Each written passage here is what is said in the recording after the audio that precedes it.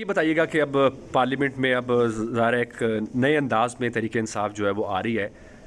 پارلیمانی سیاست کا طرز عمل کیا ہوگا؟ شدت والی ہوگی یا کوئی تھوڑا سا ٹھہراؤ ہوگا نہیں اس سیاست دیکھو، میں؟ ڈیموکریسی میں پارلیمانی سیاست ہی ہوتی ہے، اور پارلیمانی سیاست میں گورنمنٹ اور اپوزیشن اپنا اپنا رول پلے کرتی ہے. حکومت کو کرٹیسائز کریں گے، پازیٹیو کرٹیسائز دیں گے، جہاں جہاں ضرورت ہوئی کوآپریشن کی کوآپریٹ کریں گے، ملک کی بہتری کے لیے اپنے اقدامات کریں گے انشاءاللہ تعالیٰ، پارٹی کو مضبوط کریں گے، یہاں جو آئے ہوئے اپنا آئینی رول پلے کریں گے، اور کوشش کریں گے کہ پاکستان کو جو چیلنجز کا اس وقت سامنا ہے پاکستان کو نکال سکے. پاکستان اس وقت پولیٹیکلی جو ہے آئسولیٹ ہوا انٹرنیشنل کمیونٹی میں. اس وقت ملک کے اندر بھی پولیٹیکل انسٹیبلٹی، اس وقت پولیٹیکل ٹرموائل بھی زیادہ ہے، لیکن اس کے ساتھ ساتھ جو اکنامک ڈاؤن فال ہے وہ بھی بہت زیادہ ہے. میں سمجھتا ہوں اگر ہم نے ایک رول پلے کرنا ہے، so we owe an obligation on behalf of our children to play that positive role and go forward. اس سے سب جو موجودہ چیلنجز ہیں اور جس طرح کے تعلقات ہیں جو جماعت حکومت میں آ رہی ہیں ان کے اور پی ٹی آئی کے، اور جتنی شدت ایک دوسرے کے بارے میں ہے، اس میں ان خدشات کا اظہار کیا جا رہا ہے کہ الیکشن جو ہے دوبارہ جلدی ہو جائیں گے. فیصل واردہ تو 6 مہینے کا ٹائم بھی دے چکے.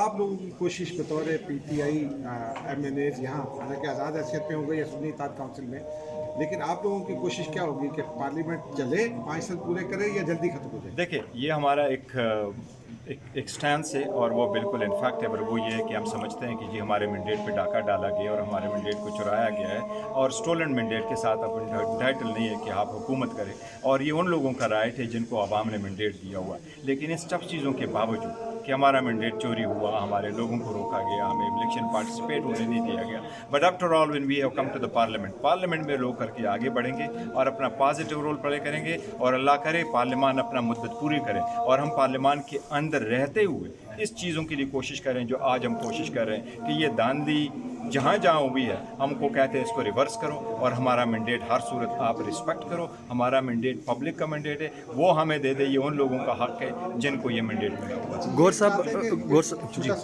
کہ آپ نے اور عمر ایوب نے سنی اتحاد کونسل جوائن نہیں کی، کیوں؟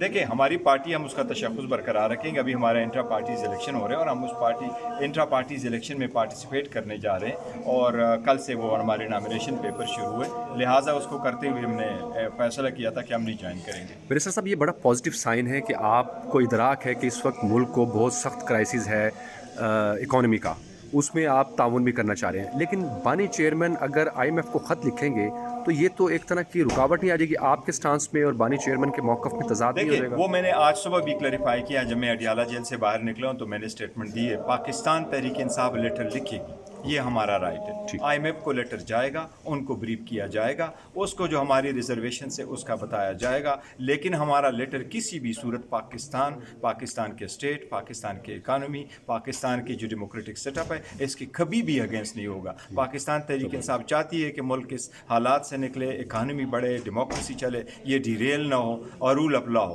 تو اس کے لیے ہم نے ضرور اپنی گزارشات ان کو کرنی، بس دنیا دیکھے گی انشاءاللہ ہم وہ اقدامات کریں گے جس سے ملک کی بہتری ہو.